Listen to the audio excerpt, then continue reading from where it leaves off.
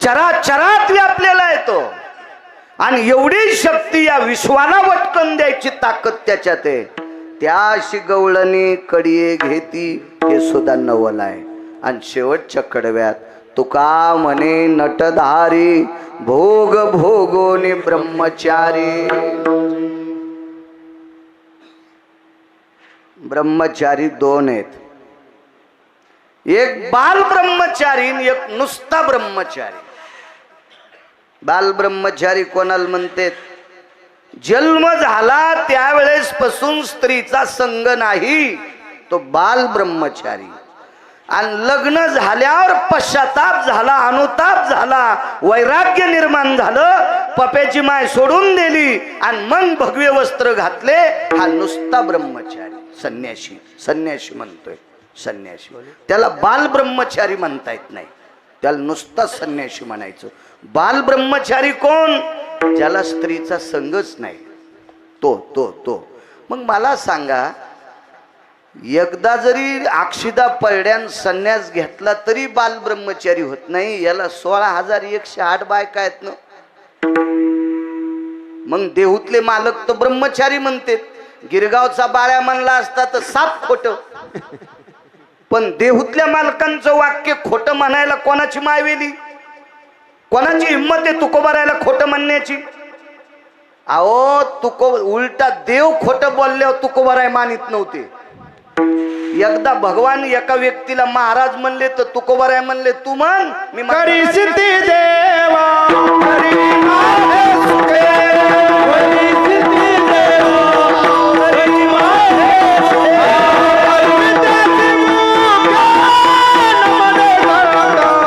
परमित्याची मुखे नमने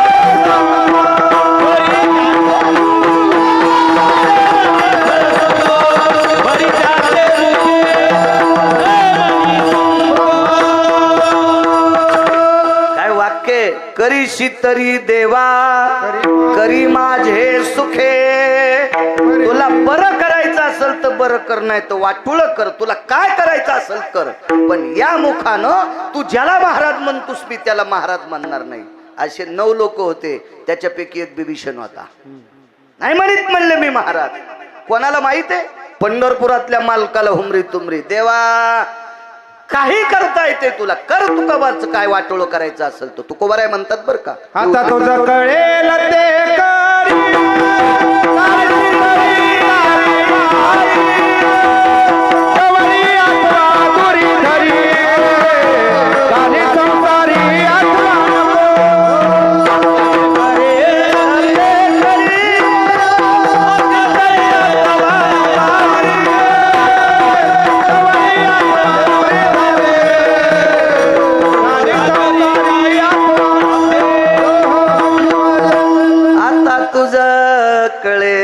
ते करी.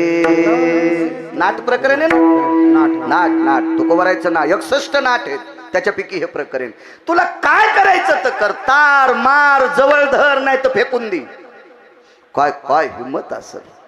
आणि ते तुकोबाराय पंढरपुरातल्या मालकाला 16,108 पत्न्या असून ब्रह्मचारी म्हणतात. ते खोटं बोलतात का?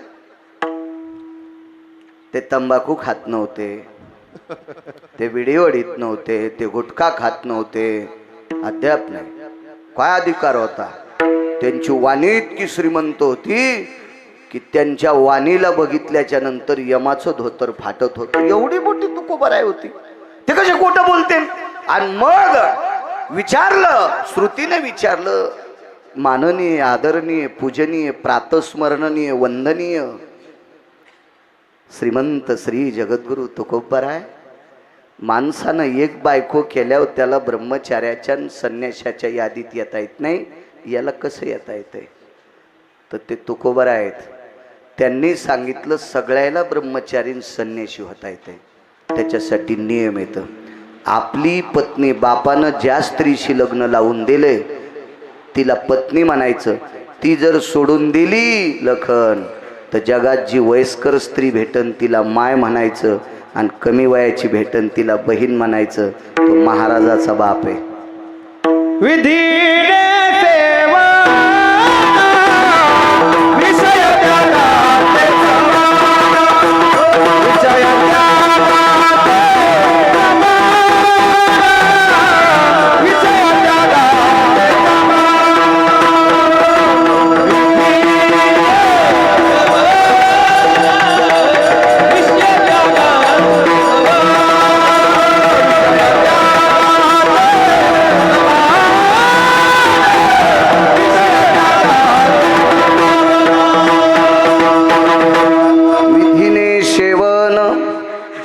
विषय त्यागाते समान. श्रुतीनं दिलेल्या चौकटीत माणूस वागला की तो सगळ्या अधिकाराचा ठरतोय.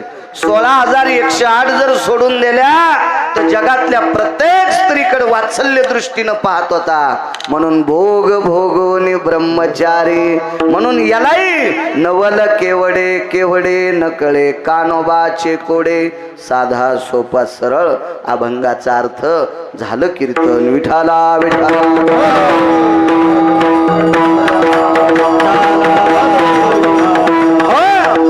बघा मी मगाशी तुम्हाला बोलून गेलो की मला आशीर्वाद द्या, कारण श्रोत्याच्या आशीर्वादाशिवाय वक्ता हा सफल होत नसतो सफल. श्रोत्यांचा आशीर्वाद लागतो. तुमच्या आशीर्वादावर बोलण्याचा प्रयत्न करतो. 7व्या अवतारात एका सात्विक माणसाचं महाराज 11 वर्षाचं पोरग मेलं. ते त्याच्या मामाच्या गावात मेलतं. कारण अयोध्येमध्ये कमी वयाची माणसं मरत नव्हती. या पृथ्वीवर या भारत देशामध्ये 5-4 लोकांनी यमाला जिंकलं होतं. त्याच्यापैकी एक रुक्मांगद नावाचा राजा होता. त्यानं एकादशीच्या पुण्यावर यमाला जिंकलं होतं. बेट्या, माझ्या नगरीतली माणसं केस पिकल्याशिवाय नेशील तर माझ्याशी गाठ आहे. दंड थोपटीत होता यमाल. रुक्मांगद राजा पाय म्हणला, माझ्याशी गाठ आहे, जर केस पिकायच्या आधी माणसाला नेशील तर. रुक्मांगदाच्या नगरीमध्ये म्हातारं झाल्याशिवाय माणूस मरत नव्हतं. पोरगही तसंच होतं पुढं. काय नाव होतं रुक्मांगदाच्या पोराचं? नाही सांगता येणार. लवंगाव मंगळवार धरिता का? हे भांगारे उपास डोक्यावर घेतल्यामुळं तुम्हाला ओरिजिनल उपासाची महती माहित नाही. किती सप्ते, किती भागवत, किती रामायण, किती महाराज श्रीमंत करताना तुम्ही असेच मोकळे देवाला सोडायला कठाळ्यावानी का? कवा शिकायचं तुम्ही शिकत नाही म्हणून आमचं साधत आहे. नाही तर तुम्ही शिकल्यावर आम्हाला नाशिकला जावं लागन इटा उचलायला. विठाला विठाला.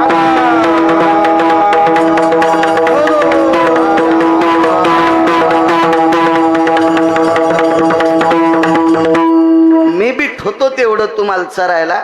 खपक्या मोबाईल आहेत, घरी गेल्यावर इचका तुम्हाला सापडन रुक्मांगदाचा मुलगा कोण. बघा जा घरी गेल्यावर. भिताडासारखे मोबाईल घेतलेत तुम्ही. परवाली एक पोरग भेटलं, त्याला 92,000चा मोबाईल होता. बाप काय करू तू म्हणला, 9 वर्षापूर्वी मेला. आई काय करते? काय नाही म्हणला, आता कापूस याचायला गेली. रान तुला गुंठा भर नाही, भाडवाय म्हणलं तू. माईनं लोकांची रानं खुरपावून तिच्या पैशावर तू 90,000चा मोबाईल घेतला. देवाला सुद्धा कळणार नाही तुला कोण्या नरकात टाकावा. विठाला विठाला.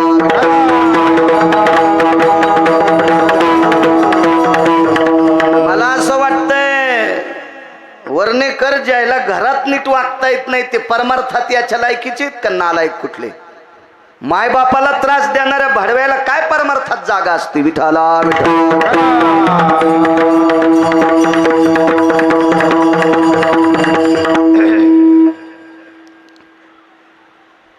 एका ब्राह्मणाचा मुलगा मरण पावला. अयोध्येमध्ये राजा दशरथानं यम जिंकला. आजराजानं, दशरथांचे वडील आजराजे, प्रभू रामचंद्रांचे आजोबा, यम जिंकला. यम. अजून एक सांगू का यम कोणी जिंकला? भीष्माचार्यानं जिंकला. बस झाले 3च, ध्यानात ठेवा इतके. पुन्हा कधी योग आला तर पुढचे 2 सांगल. भीष्माचार्यानं यम जिंकला. देखोनी दक्षिणायनाती घोर भीष्मे ऐकताची उत्तर. काळाशी सारोनिया दूर स्वशरीर रक्षिले. एवढा केला यमाल पायत्याला बस म्हणे तिथं इच्छा मरणी होतं माथार. यम जिंकला. यम. काय ताकद, काळाला जिंकायची ताकद यांच्यात. प्रेत पाहिलं ते सुकुमार लेकरू होतं. एका ब्राह्मणाचा मुलगा होता. आई वडील देवाकडे आले आणि सांगितलं, देवा पोरग जिवंत करावं लागतंय. उलट या पोराच्या माईला आणि बापाला आनंद वाटावा म्हणून भगवंतानं जरासं नाटक केलं. मोठाले माणसं नाटकं करते. मा एक 27,000चा चेक होता. सुंदर बुवा, 27,000चा चेक होता. ते शासनानं संडास दिल ते ना, ते एक चेक होता. मोठा लोक कसे दटीत येत पा.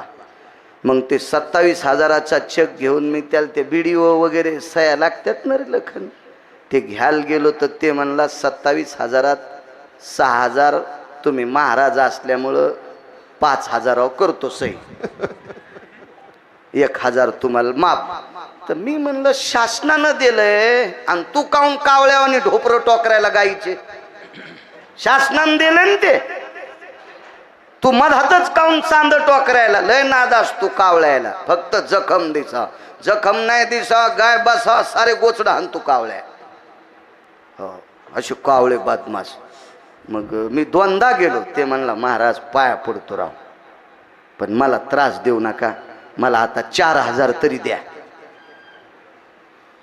मी म्हणला हो मला इथरोक याला काल 100 गेले, आजचे 100 गेले, काय तुम्ही हो असं करता? नाही म्हणे महाराज शक्य नाही. मग मी पुढाऱ्याकडे गेलो, आमच्या मोठा पुढारी. मग त्या पुढाऱ्यानं त्याला फोन लावला. काय रे भाडव्या, तुला कळत नाही का? ते गिरगावकर आहेत, पटकन सही कर, उलट पाया पडून 1,000 दी. आणि 2-3 शिव्या तर सांगूच शकत नाही कीर्तनात, इतक्या बेकार द्याल्या.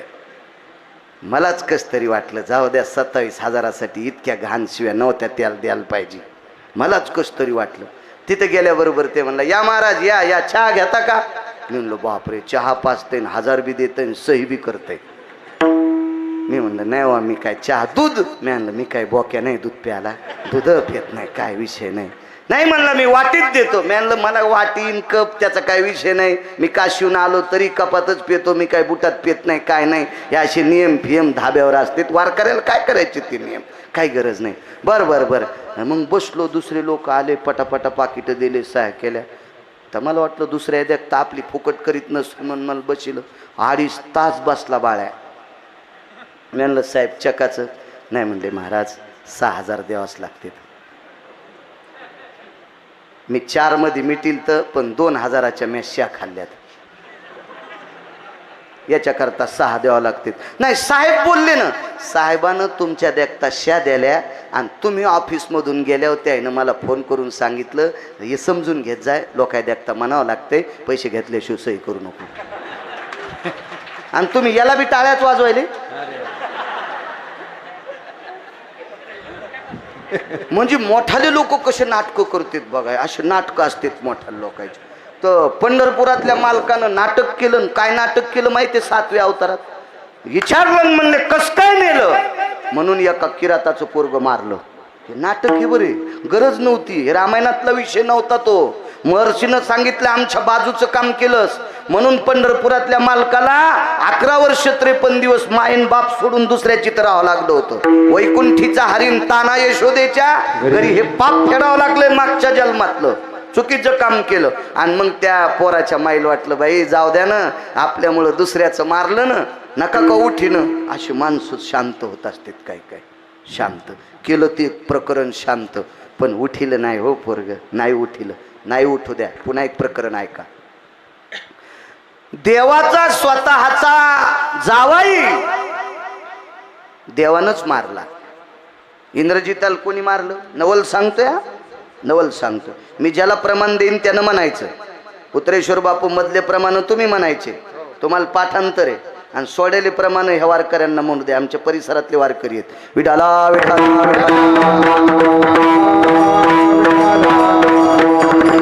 यायच्या दुकानात लय मोठा माल आहे, ते हात केला की प्रमाण म्हणते. भरपूर माल आहे बापूकडं. पुन्हा ते म्हणायचे यायला आमच्या परिसरातलं म्हणला, मला तर गाडीत घेऊन फिरायला. हे पुन्हा कुठं ना वाचा नाचा. विठाला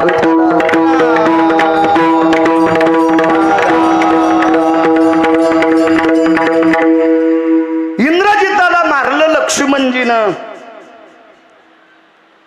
ते भुजा सापडी ज्ञान ते सर्वांना. रामायणात तुम्ही लय ऐकले रामायण. तुम्ही ज्याचे रामायण ऐकले ते काही काही मेले पण. त्या अर्थी मग तुम्ही किती हुशार झाला असताना याचा विचार करा ना. किती रामायण ऐकले तुम्ही. तो ते भुजा सापडली, शरीर सापडलं, डोकं प्रभू रामचंद्राच्या पक्षात सापड. नवल सांगतोय, नवल नवल नवल. मग ते डोका आणण्यासाठी सुलोचना तिथं धावल्या. सुलोचना पोचल्या तर प्रभू रामचंद्राने विचारलं आमच्या बिभीषणाला, राजन, बिभीषणाला राजा म्हणत होते, राजन को भवा कोण? बिभीषणानं मान खाली घातली ना आमच्या सुनबाई आहेत म्हणले. सुनबाई. प्रभू रामचंद्रानं सुग्रीवाला सांगितलं, किष्किंधा नरेश जी शिर देऊन टाका. ताट आणलं होतं सोबतच त्या बाईनं, मखमली कपडा आणला होता, सोन्याच्या ताटात डोकं ठेवलं, वरून कपडा झाकला, हृदयाशी ताट धरलं. बाई रडू लागली, मालक तुमच्या वडिलांनी वाचिलं नाही, मालक तुमच्या काकांनी वाचिलं नाही. एक काका तुमचे भजन करत होते, ते रामचंद्रांच्या पक्षात गेले. माझे वडील असते तर तुम्हाला मरू दिलं नसतं. कापलेलं डोकं हसलं, म्हणलं तो ह्या बापानं तर काटा काढाय. मग लक्ष्मणजीनं विचार केला, मारले मी आणि हिचा बाप कसा? मग नंतर लक्षात आलं, मी शेष आहे आणि सुलोचना शेषाची कन्या आहे, इंद्रजिताची पत्नी. आपण पोरीलाच विधवा केलं, किती मोठी चूक आहे लक्षात घ्या. मुलीच्या कपाळावर चुकून खूप उसलं, दुःख वाटलं लक्ष्मणजीला. आणि लक्ष्मणजीनं लागलीच सांगितलं, दादा काय करायचं? दादा म्हणजे पंढरपुरातले मालक भगवान प्रभू रामचंद्र. काय करायचं म्हणे? प्रभू रामचंद्र म्हणले, लखन काय करायचं म्हणजे? अरे माझ्यासाठी संसार सोडून तू रानात आलास, माझ्यासाठी 14 वर्षाची झोप मोडलीस, अन्न त्याग केलास, पाण्याचा त्याग केलास, अहो रात्र आमची सेवा केलीस रे. आणि तुझ्यासाठी साधा जावाई नाही उठवायचा? जावाई भावाचा काय ना आपला एकच असतो. उठिणार म्हणले जावाई. आणि मग प्रभू रामचंद्रानं तयारी केल्यावर वानरात कुजबूज झाली. वानरात कुजबूज. हे कुजबूज करीत असताना एक वानर म्हणला, आपल्यात बोलून काही फायदा नाही, आपला जो मुख्य मालक आहे का त्याच्याकडे चला.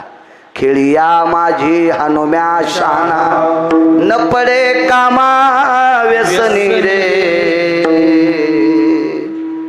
तो अत्यंत खेळामध्ये नाविन्यपूर्ण असणारे मारुती आहे. चला त्यांना विचारायला. मारुती राहिला विचारलं, पवन सुता इंद्रजित उठवायले, हे पिटकुल्यावर बसा म्हणे गपचिप, तुम्हाला काय कळतं रे? मालकानं हाणलाय, त्याला कोण उठणार आहे आता? कोणाची हिंमत आहे? यमाची ताकद आहे का उठवायची? वानर म्हणले, बाबा त्याचे नाते लागलेत, नाते लागलेत त्याचे. मारुतीराय म्हणले, आता लोक नाते हाते त्या हिलात माहित नव्हतं म्हणले आमचा जावई आहे म्हणून. बर. मारुतीराय गेले, प्रभू रामचंद्राला विचारलं, भगवान कोण आहे इंद्रजित? जावाई. तुम्ही कोण आहेत रावणाचे? युवाई. सीताई साहेब कोण आहेत? विहीन. रावणाची कोण होती? सीता. विहीन. आणि युवाईने इनवर असा प्रयोग करीत असतेत का? एकटी जंगलात झाडाखाली ठेवत असतेत का? ते युवाई असतो का नालायक? इनीला जंगलात डांबून ठेवलंय. कोण म्हणायला माहितीये का? पुढचा संन्यासी. हे भेट नव्हतं कोणाला. ज्याची खरी सेवा, जो ओरिजिनल काम करतोय का त्याला भीती वाटत नसती, कधीच भीती वाटत नाही. मारुतीराय म्हणजे अहो काय त्या भक्तीचं टोक सांगाव. काय गिरगावच्या बाळ्याला मारुती सांगता येईल? सामान्य ताकद आहे का मारुतीरायची? मारुतीराय प्रत्यक्ष शंकर आळंदीतल्या मालकांना सांगायचं, ध्वजस्तंभावरी ते मूर्तिमंत शंकर, प्रत्यक्ष शंकर. आणि पैठणचे मालक तर म्हणले, मारुतीराय सारखा वारकरीच नाही कोणी. येऊनी जन्मला मरकट तो वैष्णवा माझी अतिश्रेष्ठ, हनुमंत म्हणावया कनिष्ठ, ऐसा पापिष्ट कोण आहे? वैष्णवा माझी अतिश्रेष्ठ मारुतीराय. कोण हरामखोरे? मारुतीरायला वाईट म्हणायची हिंमत आहे का कोणामध्ये? रामा गड्याची आवडी मोठी, मनोनी लंके पेन रे. अत्यंत आवड भगवंताविषयी मारुतीरायला. राजे हो, माझ्या मारुतीरायने एके दिवशी शेपूट तोडून घेतली प्रभू रामचंद्रा करता. शेपूट तोडून एका बाईनं तोडून घेतली. तोड म्हणला, शेपूट तुटली तरी हरकत नाही, बिना शेपटीचा राहील, पण मालक वाचला पाहिजे. आणि त्या बाईचा मालक मारला. ऐरावण चंद्रसेनेन शेपूट तोडी. रामेश्वरला बघा न मारुतीरायाची मूर्त बिना शेपटीचे. चांगले चांगले ठिकाण बघायला जात जा. मागच्या महिन्यापूर्वी आमच्या मित्राला म्हणलं चारीधाम पाहाल जाय. ते वाढदिवसासाठी मलेशियात बोंबलत गेलं. मलेशियात. आणि तिथून येऊन बिमार पडत आता 19 दिवस झालं कोमात आहे. बोलच ना मला म्हणलं असं बोलता येईना ना. तोंडात नळी वरून बायको दूध टाकी ती बी कमी टाकायली आणि पैसे लय खर्चिले तिकडे गेल्यावर. तर मी म्हणलं लय मोठं टाकणं नाही. म्हणली गेलाच पाहिजे हो. पुन्हा गोव्यात तिकडं जाईन म्हणले मलेशियात. म्हणून ती उलीसच दूध टाकायली त्याच्या ह्याच्यात. तर मला म्हणला महाराज बोलता येईना हे कस काय. तर मी म्हणलं गोव्याला अंग चोळायला गेलता ना तू. त्याचा परिणाम आहे हो. त्याचा परिणाम आहे.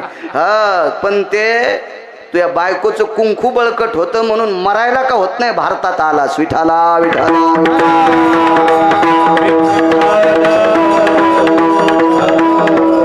पैशाची धमक असेल ना तर आपले तीर्थ करी जा. आपले तीर्थ करी जा. बाकीचे तीर्थ करण्यासाठी ज्ञानोबरायचा पुरावा आहे. भुतळीची तीर्थे पाहावी नयनी. भुतळीची तीर्थे पहावी नयनी.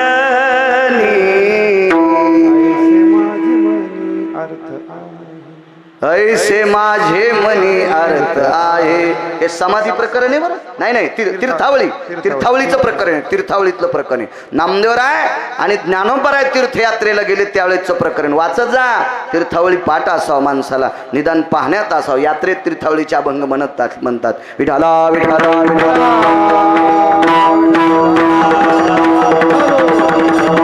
ज्ञानोबरायची समधी तीर्थयात्रा करण्याची. आपण सुद्धा 4-10 मोक्षपुऱ्या गेलं पाहिजे पप्याच्या माईला घेऊन.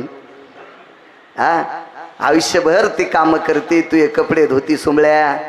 तुला टायमाला जेवायला देईल ती. थोडंसं लाज वाटली पाहिजे. माई 1-2 वर्षाला 7-8 दिवस लेकरं माईला बापाला पप्याच्या माईला घेऊन रामेश्वरला गेलं पाहिजे. जगन्नाथपुरीला गेलं पाहिजे. केदारनाथाला गेलं पाहिजे. पशुपतीला गेलं पाहिजे. द्वारकेला गेलं पाहिजे. काशीला गेलं पाहिजे. एखादं तीर्थ दाखव तिला. आयुष्यभर तिनं मायबापाला सोडून तू हे कपडे धुतले ना रे. तू बगळ्यासारखा चमकायला. आणि तिला नेत जाय ना कुठं. विठाला विठाला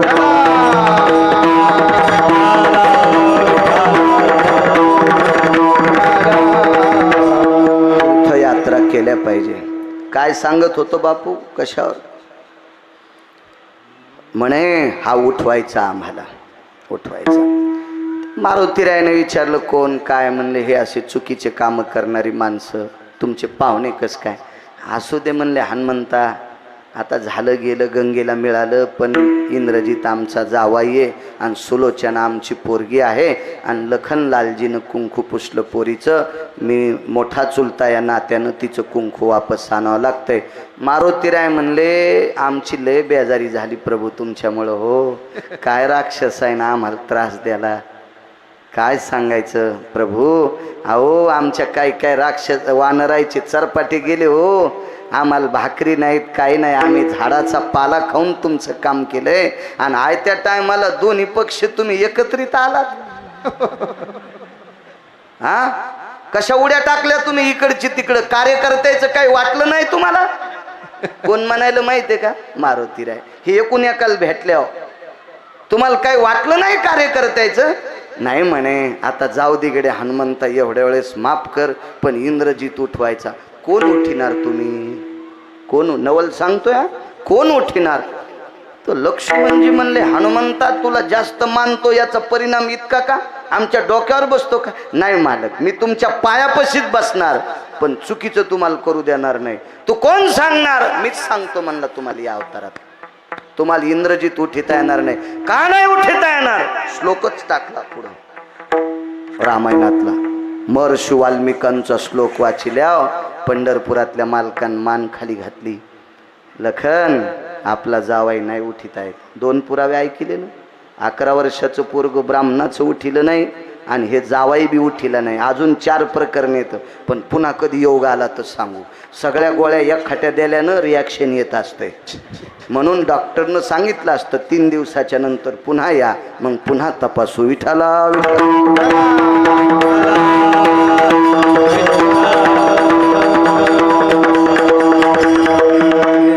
11 कुणाचं पोरग नाही उठिलं आणि इकडं जावाई उठिला नाही. पोरीच्या कपाळावरचं कुंकू तसंच जात होतं.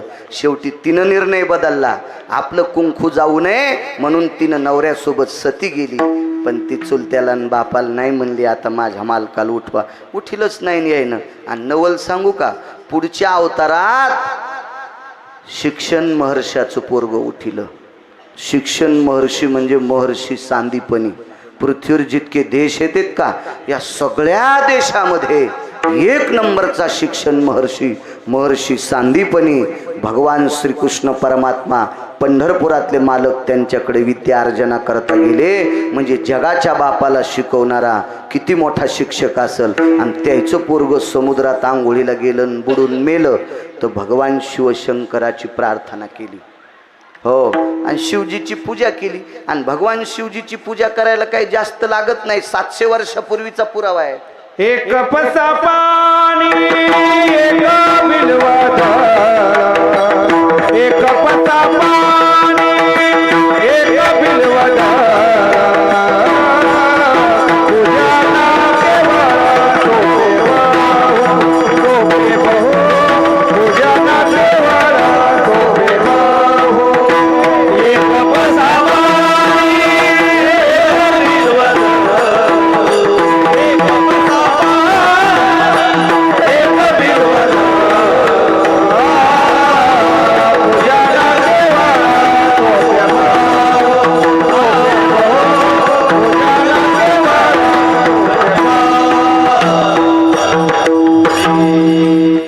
एखाद्या महाराजानं सांगितलेला पुरावा नाही.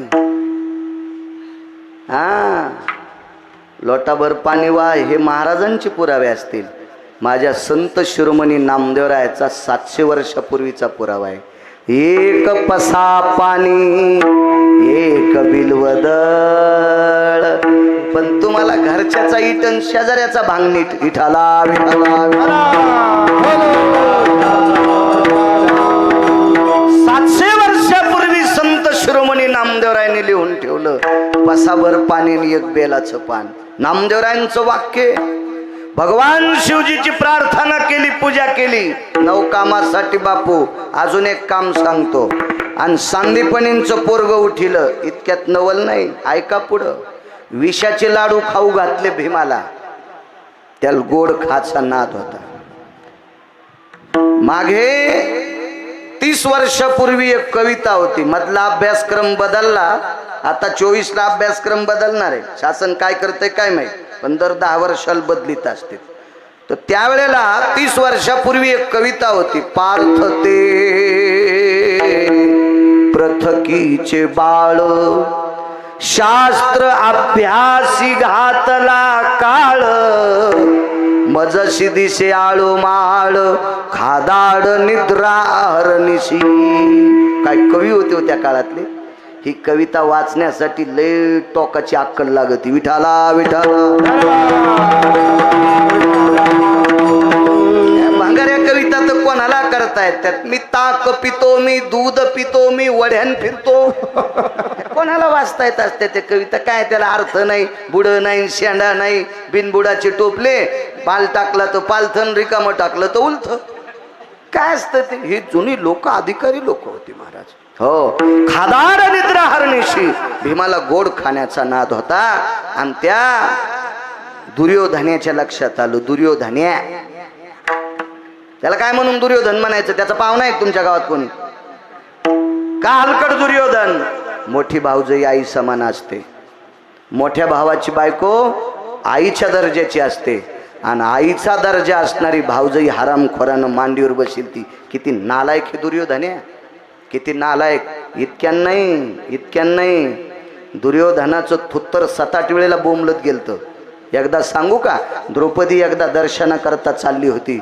तो वरून गोपुरावने विचारलं, निशी माझी